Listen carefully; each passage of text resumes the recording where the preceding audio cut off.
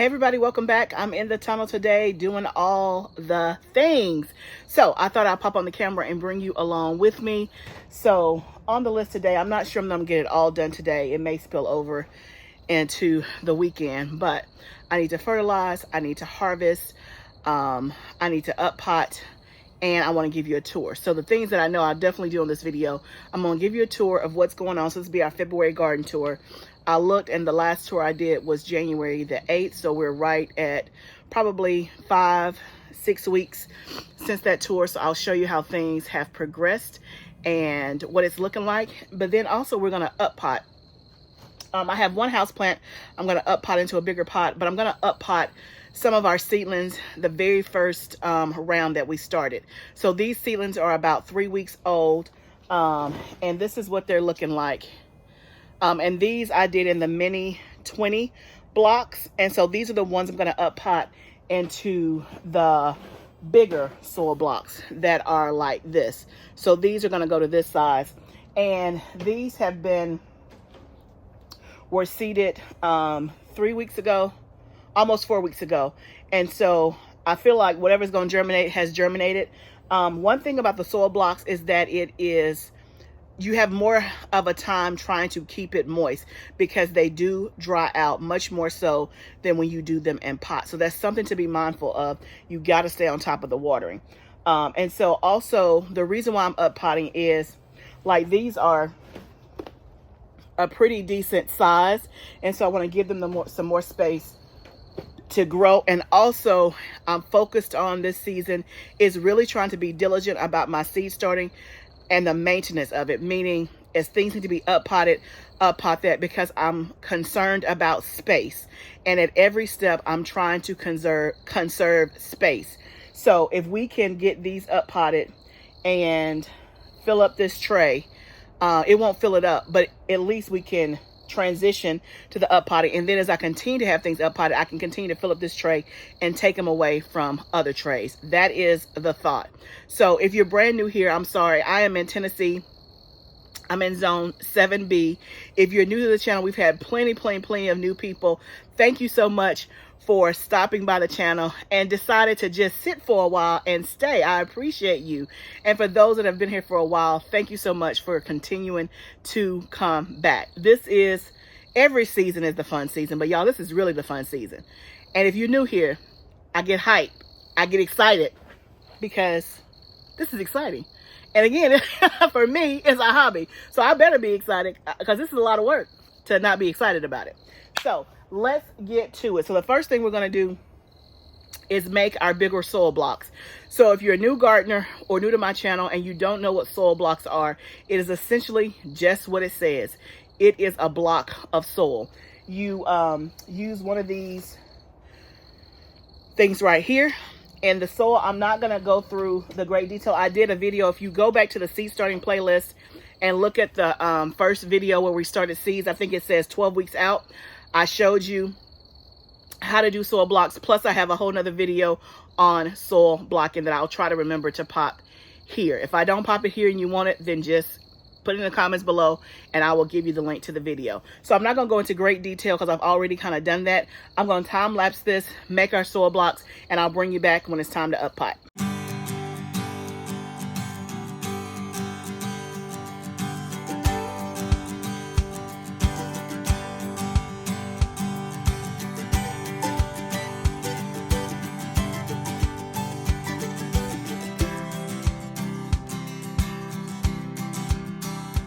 Okay, so we just made 20 soil blocks just like that. You can see that it has the hole and the indentation. That is where our mini soil blocks are going to go. I've never up potted from soil block to soil block, so this is my first time, but should be relatively easy. We'll make it work. Because this was my first time using the mini 20. So the mini 20 looks like this. You can see the size difference. That's the mini 20. It makes 20 soil blocks versus this. So we're going from this size to this size. Now, why would you want to do soil blocks? One, soil blocks is a great space saver because if I would have started these in 2.5-inch pots that look like this, then I can only fit 32 in a tray, a 10-20 tray, right? If I do the mini 20, I can have 200 seedlings on the tray. If I do this in the 5 soil block, that's 1, 2, 3, 4, I probably could get another 6 rows. So that would be 6 times 10 times 5. If I'm doing my math right, that'll be at least 50 soil blocks, and I can probably do another row right in here, so that'll be like 60. So you see the difference of having 32 plants on a 10-20 tray versus 60 versus 200. So when you're growing at the size that I'm growing, and I'll be starting at least 500 seedlings, but I want to start more. I just got to figure out my spacing. Then you can see that this makes a huge difference. Plus, the other thing with using the soil blocks is that because I started small, the ones that didn't germinate, that didn't do anything, then I can get rid of those, right, and save on space. Versus if I would have used all these cups and had to have 2 trays, and then some of them didn't germinate, it just makes sense. So by now I know what's germinated and what's not. So the things that have not germinated, I'm not gonna even fool with. So let me just walk you down. So this on the side here did not germinate. This is cilantro. You can see it's hard as a rock. And I purposely let it dry out because I knew I was gonna be up potting today. So, oh, there's one. We'll keep that guy. But I kind of put these off to the side early in the week just to see if they would grow. But I kind of mapped out, okay, these are the ones that grew, these are the ones that didn't. So let's just kind of get to it. So we don't have to do the cilantro because the cilantro is already in these size blocks. So I'm just going to place the stuff that's already started in these blocks. I'm going to place it over here. So that way when I water, I can get these. So this is all of our cilantro.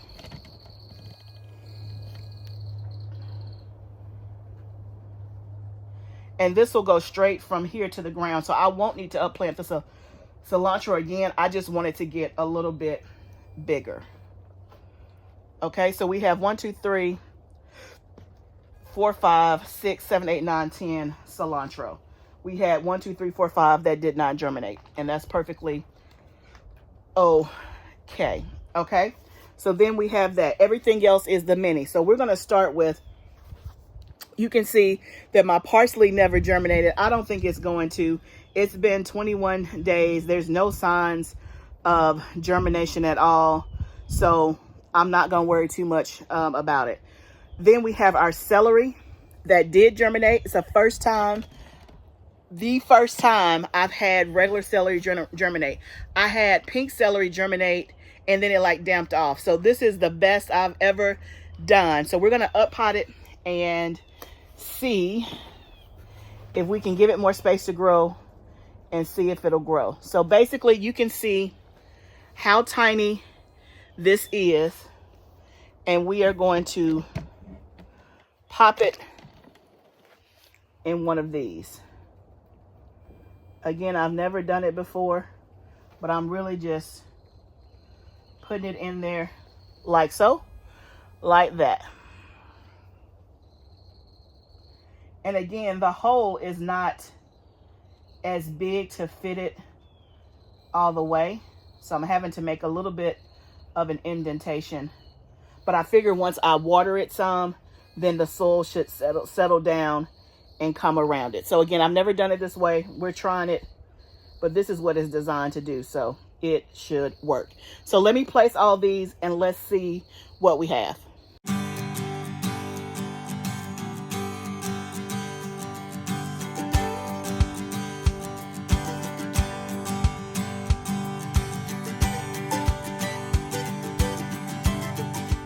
Okay guys, I got it all done. I ended up having to make some more soil blocks, but everything is done. I had to maneuver it some just because the indentation is smaller than the block itself. So I had to maneuver, push down, put some soil around, but then once I moistened it, I think it'll all be fine and it'll all kind of go in the thing. So it doesn't look pretty, but here's what we have. So let me see if I can do it this way. So over here is the celery This is the celery. We have, let's see, 6, 8, 12, 13, 14 celery. Then we have 4 leeks right here. We have 3 spinach. All of this is eucalyptus. There are like 14 blocks of that. Down here at the bottom is lavender. And then this right here is cilantro. And then these 6 blocks were left over. I just put some more lavender seed in there to see if it'll germinate. And lavender, you surface sow, meaning you just put it on the surface and you don't cover it with soil. It needs light to germinate. So I wonder if it'll do it because the hole is already in there. So I probably should have smoothed it out at the top and then just put the lavender on there, but it's already done. So we'll see what happens. I just did it because there was an open space. So hopefully these will stand back up, because you can see a lot of them have flopped over just because the soil was so dry. It's hard to up pot things when they're wet, so that's why I purposely let it dry out. But we have 1 full tray of seedlings, so I'll definitely keep you posted on how the up potting goes. Like I said, I had to maneuver it some so that it'll fit down in the hole, but we'll give it a few days and see what it looks like. But we got that part done. Now let's up pot the house plant. Okay, so here's my house plant, one of the plants in my sunroom. So it has been doing very, very well. I think it's called a zigzag plant, but isn't that pretty? So I'm gonna take it from here to this size to give it more space to grow. So let's get that done. Let me empty this out. And I need to get my husband to drill a hole in this, because this may be self-watering. I don't know. Well, no, it didn't have a hole in the bottom of it. So anyway, let's get some soil in here. Give it some fresh ingredients and some space. This is probably to help it stand up.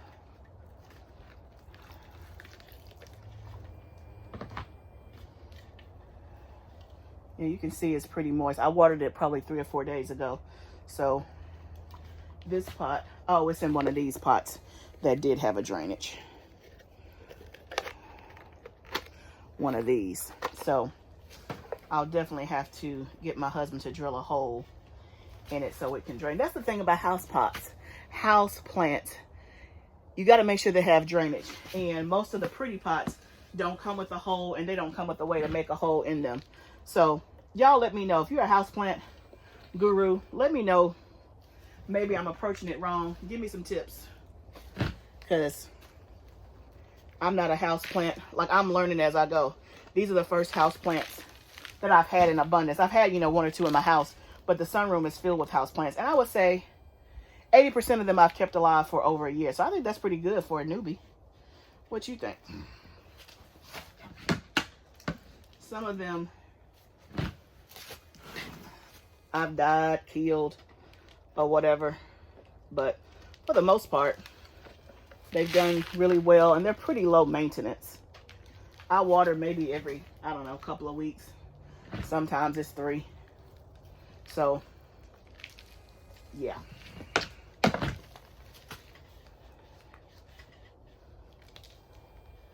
But this will give it a way more space. Fresh soil. I just got to remember to get him to put a hole in it, because I'm assuming if it stays wet like that, it won't be good for the plant. Oh, I think that's pretty. So one thing about houseplants is, with anything, they need space to do their thing. And it's not hard. You see, that took less than 5 minutes. It's just me getting it out here, carrying the pot and all that good stuff. But we got it done. So now let me take you around and give you a quick garden tour. So this time we'll start at the back and work ourselves up. So if you're new to my channel, in terms of the tour, most of these, or all of these, are fall spring crops, right? Some that we've had in here that we planted since September, October. They've been in the tunnel the whole time. We've harvested several times and they're still going. And then you'll also see a new wave that we put in the ground. They've probably been in the ground about 2 weeks, maybe it's hard for me to keep up. No more than 3 weeks of seedlings that we started. And so this is what I kind of consider the spring. So they will get one harvest and probably one harvest only of this one. And then they'll be pulled out before we put the summer stuff in. So I intentionally did it to where they all should reach maturity. I should get a harvest all by the end of April because they're gonna have to get out of here. So let me turn you around and show you what we got. So these are all cabbages on this row that we, except that one, that's an old one. But all the rest of these we started from seed and put in the ground. They're about 2 to 3 weeks, so they're still kind of small, but they are growing. Then we have 3 or 4 more right there, same thing, cabbages. So I still have this whole row left open. And remember, we started more bok choy and more cabbage 2 weeks ago. So hopefully we'll get that in the ground in this space as well. Okay, moving over here is our kale. This kale has been in the ground since September. We have harvested multiple times. You see that it's looking very, very green and lush. I have plenty that I can come out here and harvest. And this survived the massive winter storm that we had. You can see that we have covers that we still haven't pulled up because I was thinking there was going to be another, there was supposed to be another cold snap like a week or so ago that didn't happen. So we got to pull those up. But the kale is looking good. Over here are 2 rows of collard greens. Again, they have been in the ground since September, October. We have harvested and eaten off these several times. I still have some in my freezer, but they are ready to be harvested yet again. They look good. They look healthy. They survived the cold snap. So all of that is looking really, really good. So this is one of the flower beds. All of this in the backdrop is Dusty Miller. I did that Dusty Miller from seed last year. It is a perennial, especially in the high tunnel. So it's lasted. I'm doing some more from seed this year, but it's just pretty and adds that nice light color for aesthetics. But this whole bed is snapdragons.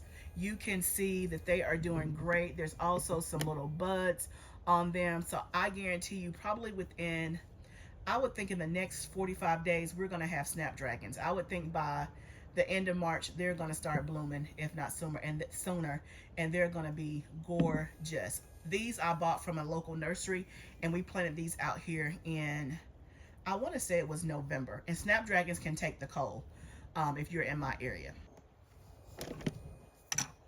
Snapdragons, the 3 that are in the back that are smaller, I actually did those from seed. So those are my snapdragons that I did from seed.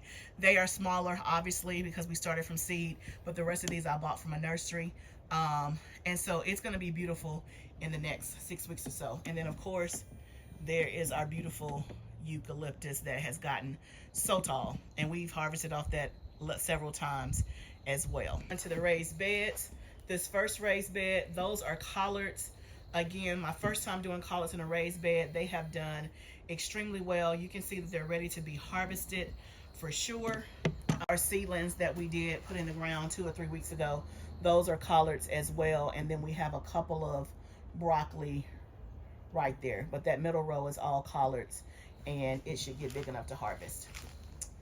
Here is our bok choy that we just put in the ground 2 or 3 weeks ago. It's looking really, really, really good. Bok choy does not take long. In 30 days or so, that will be ready. This is our spinach. It's been in here since September. We've harvested several times. It is still doing good. And then over here to this bed, y'all, this lettuce is old, but we're still eating it, and it still tastes good.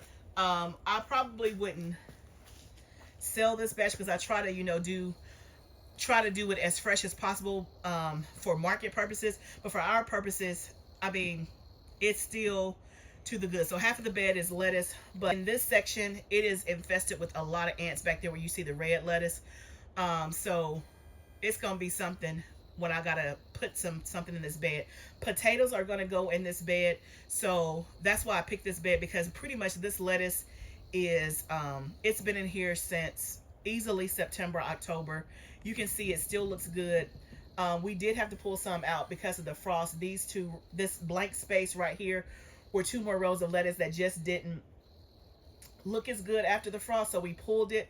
which is fine because I needed this bed anyway. And then I got some cilantro growing really, really, really nice there in the center. And we did that cilantro from seed. One of the things on the cilantro, I've started more cilantro from seed. I think I'm going to start some more this weekend. I'm trying to bulk up on my cilantro because you know that once it gets hot, cilantro starts to bolt, right? So by May or so, which is so disappointing because you want cilantro in the summer when you got your tomatoes and your peppers to make the salsa. Yeah. So I'm trying to bulk up on my cilantro because now that we have a freeze dryer, I'm going to be freeze drying cilantro to preserve until we can get some more. So that's why I'm trying to grow more cilantro. I may be too late, but trying to grow as much of it as I can so that I can freeze dry because I heard that it tastes amazing. So cannot wait. Cannot wait to get into the freeze dryer. Hadn't forgotten about you guys. The freeze dryer right now is still in my garage in the box. I think I told you we ordered, I had a table for it in mind, but then when the freeze dryer got here, I felt like that table was not sturdy enough. It was something we already had. So then I ordered a table for the freeze dryer and it came damaged when we were getting ready to set it up. So I had to reorder a whole brand new table. It just came today. So hopefully in the next week or so, we're going to get the freeze dryer set up. Okay. So let me take you to the other side of the raised bed so we can finish the tour. Okay. So this bed is all nothing but kale, different kinds of kale. There is, I think it's Russian red kale, curly kale, and winter boar, and Siberian, 4 different kinds of kale. It's been in here since September. We have harvested several times, got plenty in my freezer, can come out here and harvest some more. For the most part, it did okay with the frost. You can see I still have a couple of leaves that are kind of, what you would call like burnt or yellow, like right in here. That's from the frost. Not the yellow one, but this part here.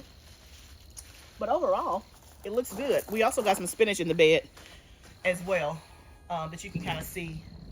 If I turn you here, you can see there's some spinach there that we did from seed.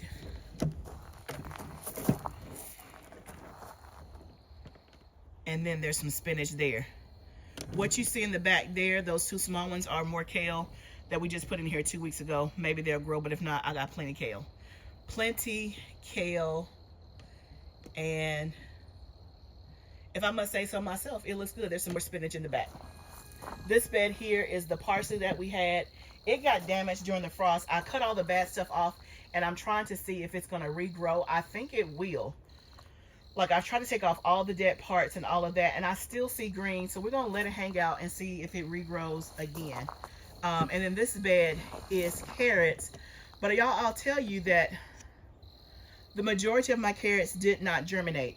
And let me talk to you about why I think that is. So starting direct sowing carrots and getting them to germinate, it takes some skill, right? This is the first year last year was the first year I was successful with it. And the first harvest I had of carrots was great. This, when I first direct sowed it, there was probably 5 days, and then we had the major freeze. Carrots take, for me, usually about 7 to 9 days to fully germinate. While you're direct sowing your carrots, even if you have drip irrigation, you need to overhead water your seeds. Like, it has to stay moist. You have to water it every day. Well, I watered it every day up until day 5. The frost happened, and I think it got extremely just too cold. It didn't germinate. So then I re-sowed again. I think I did that on video. I re-sowed again.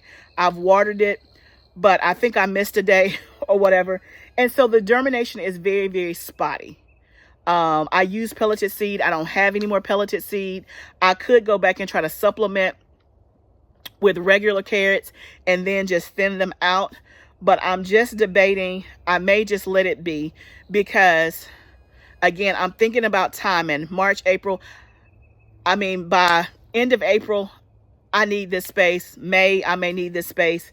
So I think I'm just going to let it be. The germination is extremely spotty. Like, I can count on one hand spotty. So I don't think I'm going to redo it. I think I'm just going to let it be. We'll let the parsley see if it hangs out. And then if they get bigger and more compelling, I'll let them stay. If not, I'm just going to redo the whole bed and plant something else in it and go from there. We had a huge carrot.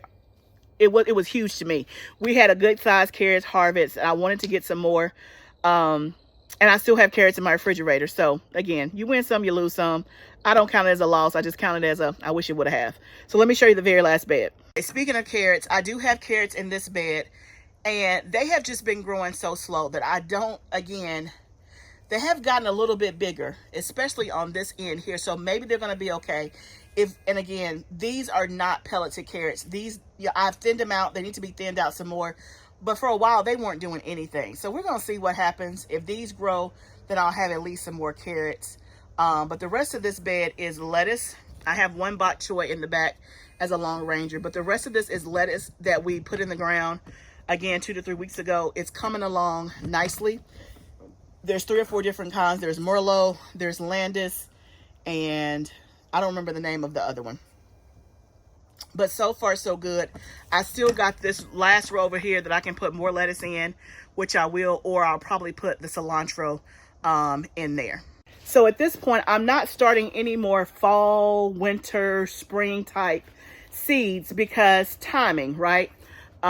Whatever I've already started, it has started, but I'm not starting more except for, with the exception of lettuce, because I grow lettuce all year round.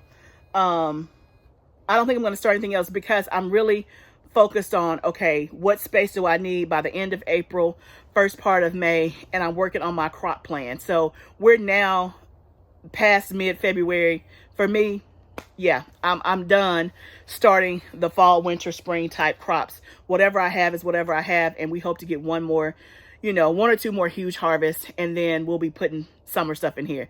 And if it means some of this stuff got to get kicked out, it's sad every year, but because the collard greens be looking good, and then they have to go because I got to have room for the tomatoes and the peppers. But anyway, that's how the garden is looking. I'm pleased with how everything is coming along, especially since, if you didn't know, if you hadn't been around here, we had huge vole damage and lost probably 50% of our crops and had to start over. So I am pleased with the progress. We survived the winter storm by God's grace. So that is good. So fall, winter, spring crops are good. I need to harvest, which is a blessing that I have plenty to harvest. I won't do that on this video. Not gonna get it done today, but that's done. We've started our seedlings. Right now, we have started seedlings for the last 3 weeks. We'll be starting seeds every week until the summertime and start to put stuff out. So I encourage you, if you're new, go check out the seed starting playlist and watch those videos and get caught up if you are starting your own seeds and you need some inspiration, guidance, tips, whatever the case may be, or just go binge whatever video you want to go binge. We got plenty of it out there. Thank you guys so much for joining me and hanging out with me today in the garden as we up-potted our seedlings. Hopefully that was helpful. Even if you didn't do soil blocks, if you did those, like if you did 72 cell trays and now they're getting too big and you need to up-pot, it's the same concept to up-pot into a pot and all of that, especially if there's summer stuff, right? Because you know it's not going to be able to live in a 72 cell tray and on one of those little small things all the way to April or May. You're going to need to up-pot it, feed it some nutrients, and keep on pushing. But thank you guys for joining me today in the garden. I hope that you enjoyed the garden tour. Remember, gardening is a journey. Let's grow together. I'll see you next time, friend.